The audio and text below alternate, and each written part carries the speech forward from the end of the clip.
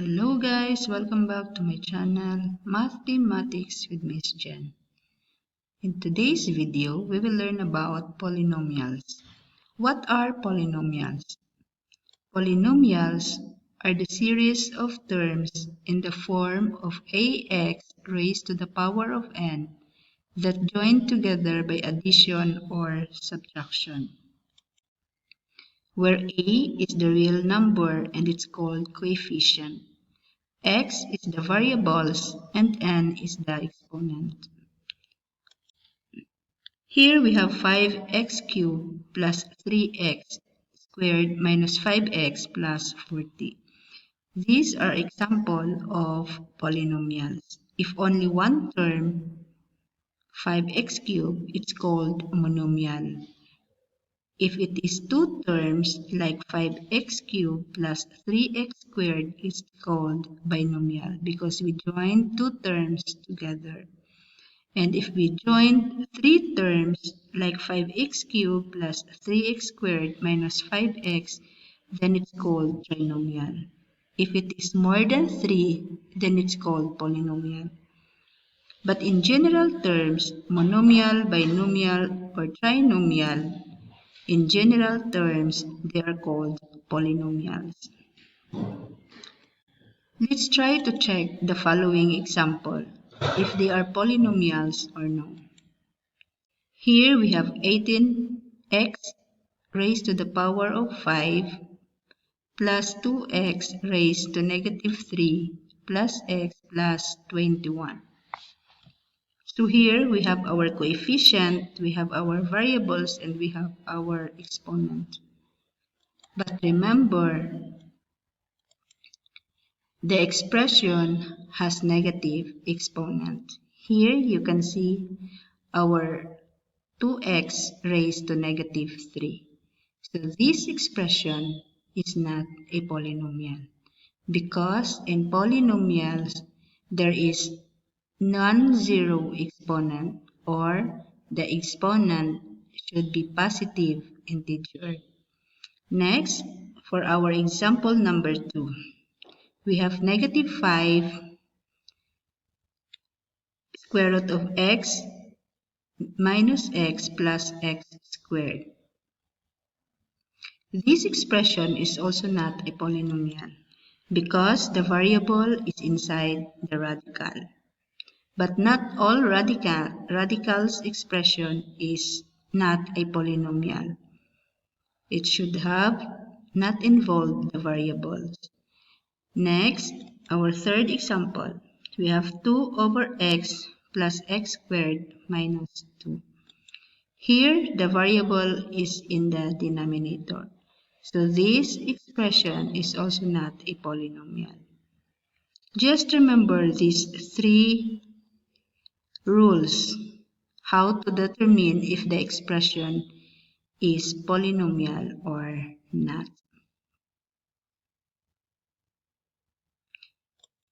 So these three examples here are not polynomials. Let's go in addition of polynomials. Add the following. We have 10x raised to the power of 5 plus 2x cubed minus 1 plus 8x raised to the power of 4 minus x cubed plus 16x squared. So remember, step 1, arrange according to exponent. Here, as you can see, we have different exponent. So we will arrange the exponent from highest to lowest or in descending order. So we have 5, 4, 3, 3, and 2. And then combine like terms, then add. When you say like terms, meaning they have the same exponent and the same variables. So now we will combine together. So we have 10x raised to the power of 5 as the highest exponent plus 8x raised to the power of 4 as the second to the highest exponent plus 2x cubed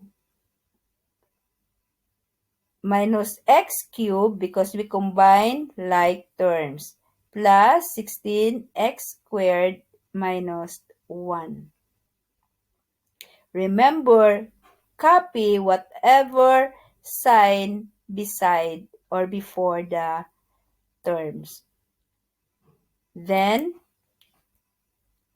we will add. So 10x raised to the power of 5, there is no other terms, the same exponent and the same expression. So we will bring this 10x raised to the power of 5 down here. Next, 8x raised to the power of 4 because there is no other terms here that has a variable of x and raised to the power of 4. So only one. So we will bring down the 8x raised to the power of 4. And then the sign which is plus or positive. Next, we have two terms here that are alike or like terms. We have 2x cubed and negative x cubed. Now, take note of this sign.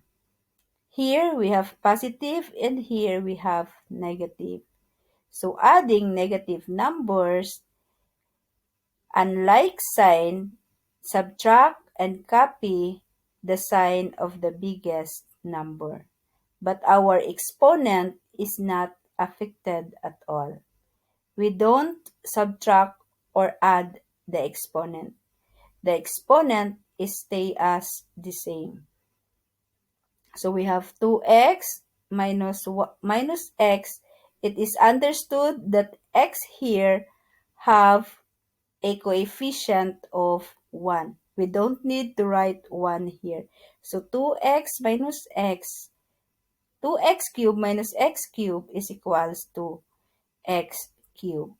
It is positive because the number in the positive is bigger than the negative. And here our 16x squared because there is no other or there is no like terms that we can add to 16x squared. So we will bring them down and also the negative 1. So our final answer is 10x raised to the power of 5 plus x plus 8x raised to the power of 4 plus x cubed plus 16x squared minus 1. As you can see, our exponent is arranged in descending order, meaning from biggest to lowest. Let's try another example, but this time we will use a column method. Add the following: 7t squared minus 13t plus 4 plus negative 6t minus 13t minus 4. Step 1. Arrange according to exponents and combine like terms. So here we will rewrite our problem and we will arrange according to exponents and we will combine like terms. Here we have 7t squared minus 13t plus 4 plus negative 6t squared minus 13t minus 4. Then we will add. We will apply distributive property for the sign, like negative and positive. Remember distributive property, like for example, we have A times B plus C is equals to AB plus AC. So here, we will add 7t squared plus negative 6t squared. So remember, negative, negative, add and copy the sign. Negative and positive, subtract and copy the sign of the biggest number. So here, if you apply the distributive property like positive times negative, it stay the same as negative because positive times negative is negative. So here, we can read as positive 7 and negative 6. So unlike sign, we will subtract and we will copy the sign of the biggest number. Since positive 7 is bigger than negative 6, so our answer here is positive t squared. We don't touch the exponent because exponent will stay the same in addition and subtraction. It's not affected at all, only the coefficient. And then our variable is t, so we will bring down t squared, meaning the coefficient of t here is 1 because 7 minus 6 is 1. Next, our second term, negative 13t plus negative 13t. As you can see here, negative times positive is also negative. So what we will do if we have like sign here, add and copy the sign. So 13 plus 13 is equals to 26t, and this is negative because the sign here is negative. And next, for our positive 4 plus negative 4. If we apply the distributive property, positive times negative, it is negative. And positive and negative, subtract and copy the sign of the biggest number. Since 4 minus 4 is 0. So we will not write 0 here. So our final answer is t squared minus 26t. So this is our final answer. Let's go to another example. This time we will subtract polynomials. Here we have 6ab minus 3b minus 3ca plus 11abc. Subtract 4ab plus 6bc minus 8ca. So we will remember our first step. Arrange the expression according to exponents and combine like terms, then subtract. Here we have 6ab minus 3bc minus 3ca plus 11abc. Still, we are using a column method or stack form method so that we can arrange properly our expression. And our other expression here is minus 4ab plus 6bc minus 8ca. So we arrange by column according to the terms, or they are like terms and according to exponent. Since we don't have exponents here, meaning the exponent here is 1. So, but we don't need to write exponent. Okay, now let's go and subtract. Still, we will apply distributive property for the sign. Like A times BC is equals to AB plus AC. So 6AB minus 4AB is equals to, since positive here and in positive times negative, it is negative. So we will subtract. So we have 6AB minus 4AB is equals to AB. Positive because the number in the sign in the bigger number is positive.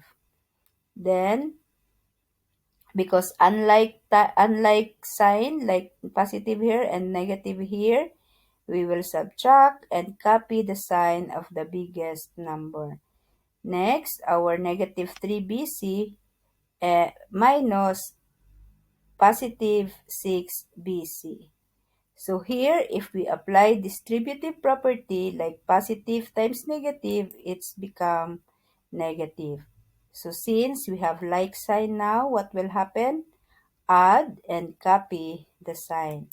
So here we have -3 and -6. So we will add the coefficient and copy the variables and also the sign. Negative, negative, so this is negative. So our answer is -9 BC. And here, -3 CA minus -8 CA. Here, negative times negative becomes positive.